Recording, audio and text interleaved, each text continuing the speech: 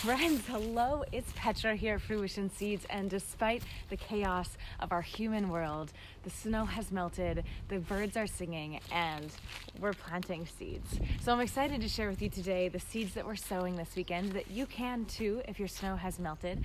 I'm also excited to share that our Fruition Seed Starting Academy is officially free because we love you, and in these times, gardening is what grounds us and nourishes us more than any calorie could describe. And I'm also excited to share with you a really humbling story of our experience of COVID-19 flower shows and how we're moving forward. So without further ado, what are the seeds that we're planting right now that I hope you do too, friends? So here we are at the top of the list, the harbinger of harbingers. We're planting spinach, and spinach as well as Asian spinach, phenomenal in cool soil. Basically, if you're planting spinach anytime after Memorial Day, it's going to probably not even germinate, and certainly it will bolt right away. So spring, early spring, perfect time for spinach. And arugula, true stories, loves to grow in the cold. It will be sweetest and most tender sown now, and she jumps out of the ground. Harbinger of my heart, peas, of course. And check it out. We have dwarf peas and full-size peas. And here's my little trick. I plant them both same day. The thing about dwarf peas, they don't really need trellising. I do trellis them a tiny bit. They'll be 2.5 feet tall, so they will flower and fruit much earlier than the full-size peas. By the time the dwarf peas are really just coming onto their own and then tapering off, that's when the full-size peas then just start cascading down their delicious pods. So plant them both, the dwarf size and the full size, on the same day. I highly recommend today. I'm going to anyway. And plant them both on the same day, and it's amazing. And then you'll have twice the harvest window. So next we have our wintergreen mesclun mix, and this is a selection that our dear friend Dan Brisbois up in Montreal, Tournai Soul Seeds, he's been selecting this to regrow quickly in cold temperatures for years now. And it's phenomenally delicious, absolutely beautiful, colors of the green-purple rainbow, and it loves to regrow in the cold. So tuck that in. Radishes as well are perfect. I do want to mention that salad radishes are the ideal. Watermelon radishes are a fall radish, so don't be tempted. They love to mature into their cold. If you plant them now, they'll be maturing into the heat because they're 5-6 week radishes, where the salad bowl or the salad style radish, the little cherry bell red types or the icicles, they're just 3-4 weeks to maturity, and they're perfect right now. And next, who knew? Cilantro. You can totally plant now, friends. As soon as the snow melts, tuck it in the ground. We in fact have cilantro over winter for us, and that's why we do what we do. We love regionally adapting all of our varieties to our short seasons, and that includes, yes, you can overwinter, and the ones that do survive, we save the seeds of those and share them. So cilantro, much more tender, much more sweet, and regrows before it bolts in the spring and fall. And that's why in summer it's just a beautiful flower. And also kale is perfect to plant now too. Soon it will be Swiss chard season again. Give it another 2-3 weeks, but certainly kale loves to grow in the cold and will germinate more quickly than perhaps you'd ever imagine. Also, a final little note. You can totally plant flowers now. Not all flowers, of course, but this calendula, and calendula is edible as well as medicinal. Calendula loves to grow in the cold and will actually thrive in the cold more than most. So other things, hold off. Poppies as well, right now is the perfect time. So establishing poppies now, and calendula is perfect. And I'll share so much more about this so soon. I did want to share, I just redid our Rise and Shine. It's now 40 pages instead of 25. And you'll also find this chart. If you have placed an order already, you've already got it on a postcard. If you place an order, you'll get it on a postcard. But there's this wonderful chart that's a planting calendar that is relevant for zones 4 through 6. If you're in 7, just add 2 weeks on either side. And there's a ton of other awesome information in here. Here's a transplant chart, there's a direct seed chart, all about transplanting, all about direct sowing, thinking outside the garden box, if you will, or the garden row, as it were. But yeah, I share that and so much more information and so much more depth in Fruition Seeds Seed Starting Academy. And if you didn't already hear the news, we're sharing it for free. It's normally a $98 course, but we decided that it's time to share it with everyone for free because we are all losing any semblance of normalcy, and grounding us more than anything are our seeds and our forests and our gardens as well.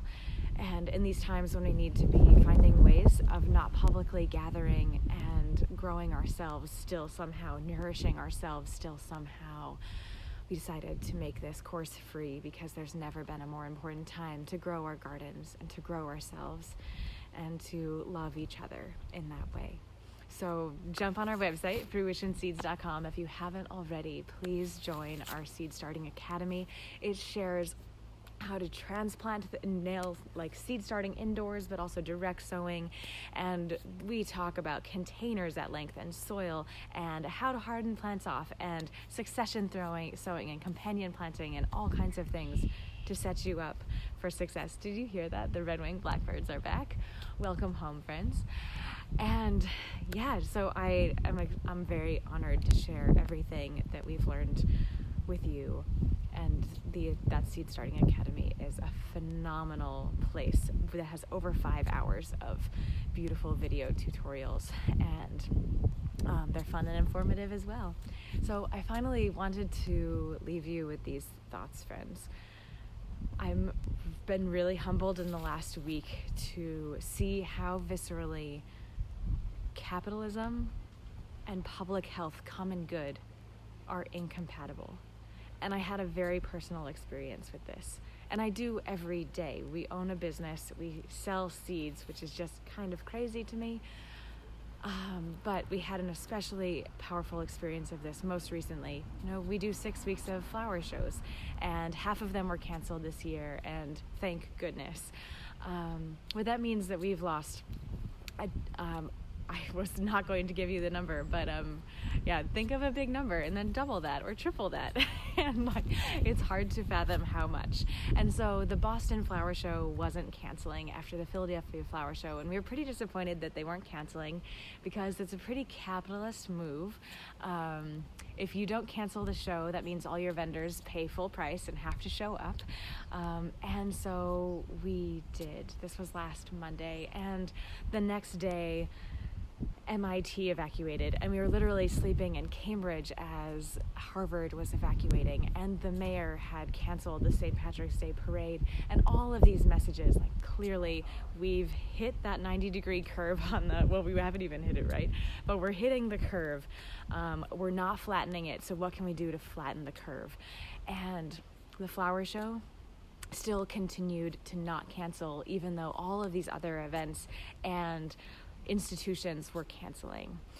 And so we realized, so then we went on Wednesday, which was the first day, this just a few days ago, the first day of the flower show, and we were honestly thinking no one was going to show up, and that we were just going to pack up the next day and go home. And friends, so many people still came, and wanting to act like everything's normal, I get it, and so many people still came, and we realized that day that change doesn't happen unless we individually make the changes ourselves. And it's not going to be easy. When I'm doing yoga, right? There's yin yoga and restorative yoga, and that feels really nice too. But I love in yoga that if you don't want to hurt yourself, but if you're not at the edge of your comfort zone, edging toward discomfort, making that discomfort the place of comfort, you're kind of missing a part of yoga that is there for you.